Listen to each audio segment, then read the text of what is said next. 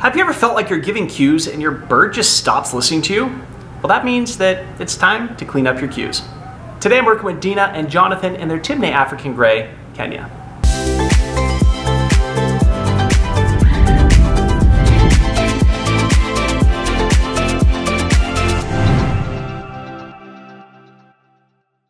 Initially, they came to us with a top concern being that the bird's hormonal when it trains with the husband, but not with the wife. This kind of showed an imbalance of maybe not 60-40 like we like to talk about, but maybe even 80-20. But we quickly discovered that when they changed their training to a new environment, that problem didn't rear its ugly head. So that brings us to our first tip. If you're experiencing hormonal behavior, try training in a different area altogether. Next, I asked for them to do 5 simple behaviors. Whatever it was, just show me 5 tricks. And in the process of seeing this happen in front of an audience of maybe 10 people, we were quick to discover that the training cues had become a little sloppy, sorry guys, but it wasn't perfect anymore. And I will say that off camera, I did say, guys, look, 8 out of 10 on the training. However, if you want to take it to the next level, it's time to refocus and clean up those cues. Can you come? So that was good. Let me ask you, how many cues did you give? How many? At least 2. Okay, so you can catch her. Yep, and then go to give her a treat and sneak her in. When cueing the birds, it's important to only ask for the behavior once, if possible. This is best shown when I ask people to show me to have a bird recall or a free flight. And what happens is they'll put their hand out and they'll give a verbal cue, sometimes 2 cues. Whenever I challenge them, how many cues did you give? In this case, Jonathan paused. He's like, I don't know, because he knew that my answer wasn't 1. It was the visual cue of the hand. It was also the verbal cue of the bird's name. But additionally, the hand was up for 5 seconds, which was basically like cueing consistently for 5 seconds. Where if we put it in perspective, we wouldn't give that as a verbal cue of Kenya, Kenya, Kenya, Kenya, Kenya, Kenya, Kenya for 5 seconds. It would be obnoxious and very obvious that we're over cueing. But what it goes unnoticed is when we just simply put our hand out for too long, we're cueing for too long. Kenya.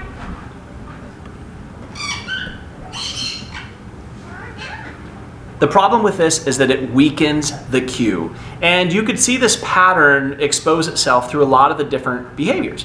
Now, although their bird may do it perfectly at home, it didn't do it perfectly in front of 10 people in a strange room. We curbed the hormone challenge by training in a new environment, but a new challenge came up, and that was we have to take a look at our training, re-clean those cues, and to do that, we just simply retrain the behavior one small approximation at a time. This happens very quickly, as you're about to see. Sure. So you see the challenge if they're ambidextrous turners, right? Yeah. Then it's them telling you, I want to go this way. And so that's where, as a trainer, we would really want to have that clear picture. This is exactly what we want. And you can have 2 different turns, but I would make it 2 different cues. Sure. Nice. We saw this challenge with the spin training. The initial observation was that Kenya would spin in both directions. So since our relationship is going to be built on clear communication and trust, it's important that we are setting a standard that we are also maintaining. And that needs to be super clear prior to entering into the session. So some of the instructions I said was I want you to get X amount of repetitions, and once you pick a direction, stick with that direction. The reason that we want to do that is because we don't want the bird to think that they just spin any direction and get a treat, because it's muddied, it's not clear, it's not perfect and precise. So if the bird was only offering in one direction, then we might change our plan and say, okay, I wanted you to go clockwise, but you're only doing counterclockwise. Then we would need to adapt and do more of that, starting with what's working. Sure. Nice. And she's no longer trying to pair the wave with it. She is shaking her head, which I know is a different behavior, so we'd want to watch for that, to be careful, to maybe treat but not click if we get that. But for this measuring of success here, is just going to be getting a little bit faster turn. Through this process, Jonathan was occasionally getting the right direction for the spin and occasionally getting the wrong direction for the spin. So we just had him clean up that intention, being sure that he wasn't clicking or rewarding for the wrong direction. Sure. Nice. Can you see how the hesitation is less now? She's getting more confident in this environment. The clicker timing is very important, and we cover this quite often.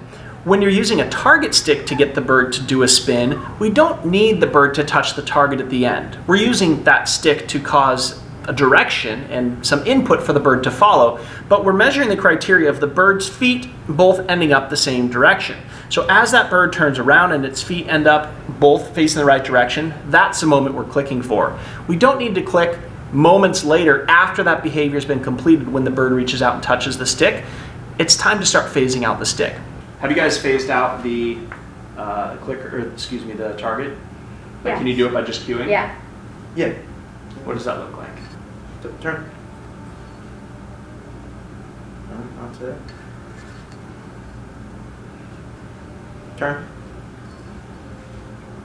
So I'd allow a little bit of time here between the failure. Okay. Turn. I would give a treat because that was a third attempt and she did do it. As we move on, it's important to allow a certain amount of failure. If every single repetition we just push through it and we click and we give a treat, we're saying that's a picture of the exact moment we want you to do. It sucked that time, it was great this time, but there's no differentiating factor for the bird to process in its mind. So by allowing an occasional failure, we're able to set the bird up for the highest likelihood of success because she's able to compare and contrast against, well, that worked well, why did I get a treat? Or, that's weird, I did the exact same thing that usually earns a click, why didn't I get a click or a treat? And then pausing for about 15 to 20 seconds and coming back and attempting that again, we're almost always likely to get a more enthusiastic approach at that same behavior that the bird had previously failed at. Turn. Oh no, we got stuck. Sorry, messing with the treats. Are those for me?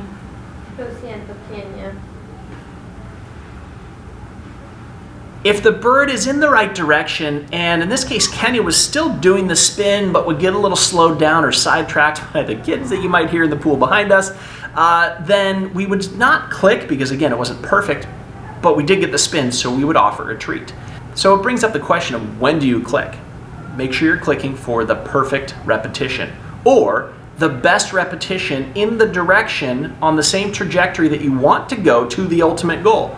So if you're already getting a spin over the course of 5 seconds and that's the best one, click for that. But now the new criteria is matched. So if there's a slow delay and we get an 8-second spin, I'm going to still reinforce it with a treat because I do want to see more of that, but I'm not going to click because it wasn't perfect. If that same repetition took 20 seconds, I might allow that one to be a fail. I might step back and pause for 15, 20 seconds, and then come back and try that behavior again. What happens if you go to the other side of the perch?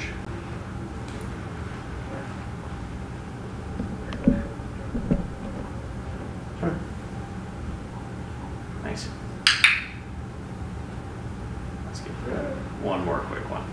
So part of my motivation is she's naturally wanting to face that way. You can somewhat block the distraction, so you're more likely to have a better interaction. Nice, and these are a lot faster. Since any good relationship is built on trust and clear communication, it is critical that we are interacting with our birds in that way, through trust and clear communication. So although they were having a lot of success, if they want to be next level trainers and have that better relationship with their bird, that's going to be the best way to get there. So to wrap this up, if you're struggling with having to cue too many times or with flight training cue for too long, then I would highly suggest just going back and rebuilding through those steps to get a crystal clear cue that the bird is responding to all the time, and be aware of what the rest of your body language is doing that might be subtly cueing your bird in different ways. If you've enjoyed this and you want to attend a masterclass, our 2024 and 2025 schedule is actually going to be hosted in SANDPOINT, Idaho. So if you're interested, email us at info@birdtricks.com. Parrots are the third most popular pet in the entire world, yet the #1 most rehomed. If you're interested in learning how to help us in our mission of saving parrots one person at a time, consider joining us on Patreon, where you will get instant access to chatting with us live each and every month, asking us your unique questions, being part of the creation of our newest products and courses, and much more exclusive perks and content.